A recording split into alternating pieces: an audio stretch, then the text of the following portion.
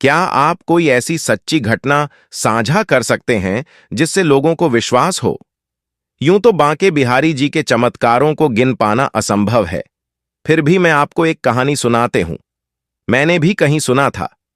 बांकी बिहारी का नाम आते ही रोम रोम में श्रद्धा भाव भक्ति भर जाती है। भगवान को मानने वालों के लिए भगवान है, जो नहीं मानता उनके लिए नहीं है। जो ठाकुर जी से अपना संबंध जोड़ता है ठाकुर जी, उससे ही अपना का संबंध कभी नहीं तोड़ते हैं। एक लड़की जो ठाकुर जी के अनन्य भक्त थी, बचपन से ही वो ठाकुर जी की पूजा पाठ करती थी। उनकी पूजा पाठ करते करते वह बड़ी हो गई और एक दिन उसकी शादी हो गई। वृंदावन में किसी अच्छे घर से, और पहली बार नई दुल्हन होने की वजह से वह कहीं जा ना सकी। एक ऐसा भी दिन आया कि उसका पति उसको मायके से ससुराल लेने के लिए आ गया। उन दोनों को वृंदावन वृंदावन पहुंचते पहुंचते शाम हो गई।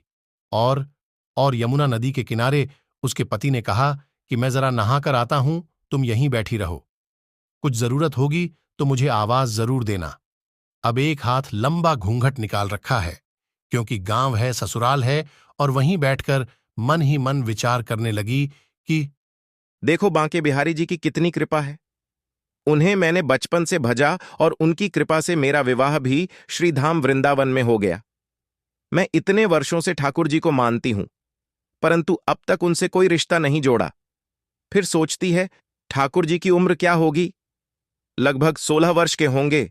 मेरे पति 20 वर्ष के हैं, उनसे थोड़े से छोटे हैं। इसलिए मेरे पति के छोटे भाई की तरह हो, और मेरे देवर की तरह तो आज से ठाकुर जी मेरे देवर हो हुए। अब तो ठाकुर जी से नया संबंध जोड़कर प्रसन्न हुई और मन ही मन ठाकुर जी से कहने लगी, देखो ठाकुर जी, आज से मैं तुम्हारी भाभी और तुम मेरे देवर हो गए। अब वह समय कब आएगा जब तुम मुझे भाभी भाभी कहकर पुकारोगे? इतना सोच रही थी तभी एक 10 से 15 वर्ष का लडीडीएच का आया और उस लड़की से बोला, भाभी भाभी। लड़की अचानक अपने भाव से बाहर आई और सोचने लगी कि वृंदावन में मैं तो नई आई हूं, ये भाभी कहकर कौन बुला रहा है? नई थी इसलिए घूंघट उठाकर नहीं देखा कि गांव के किसी बड़े बूढ़े ने देख लिया तो बड़ी बदनामी होगी। अब बालक बार बार कहता, पर वो उत्तर नहीं देती। बालक पास आया और बोला, नेक अपना चेहरा तो दिखाए दे।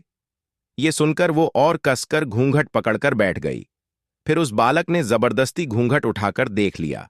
थोड़ी देर में उसका पति आ गया। उसने सारी बात अपने पति से कही। पति ने कहा, तुमने मुझे आवाज क्यों नहीं लगाई? पत्नी बोलने लगी कि वह इतना जल्दी भाग गया कि मैं उसका चेहरा ही देख पाई है और आपको आवाज नहीं लगा पाई। पति ने बोला, तुम चिंता मत करो, अगर वृंदावन थोड़ी दूरी है, अगर वह लड़का कहीं आसपास गली में मिल गया तो मैं उसकी हड्डी पसली तोड़ दूंगा। दोनों आराम से घर पहुंचे। कुछ दिन बाद सास ने कहा, देखो तुम्हारा विवाह हो गया है, अब तुम बांके बिहारी जी के दर्शन कराओ। पत्नी मंदिर पहुंची, पर घूंघट नहीं हटाया। उसने सोचा कि यह गांव है, बड़े लोग देखेंगे तो क्या कहेंगे कि नई बहू घूंघट उठाकर आती है मंदिर। पति पीछे से बोला, अरे बावली, कम से कम घूंघट तो हटा। घूंघट नहीं हटेगी तो बांके बिहारी जी के दर्शन कैसे करेंगी कि हम लोग किस लिए आए हैं यहां पर? पत्नी ने जब घूंघट उठाया तो देखा कि जो लड़का उसे भाभी भाभी का करके बुला रहा था, वही बांके बिहारी जी के रूप में वहां खड़ा मुस्कुरा रहा है।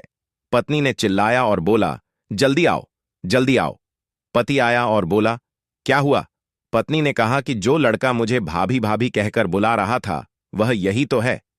ठाकुर जी को इशारा करके बोली, यह रहा, आपके सामने ही तो है। उसके पति ने जो देखा वह अवाक रह गया और वहीं मंदिर में अपनी पत्नी के चरणों गिर गया और बोला, तुम धन्य हो।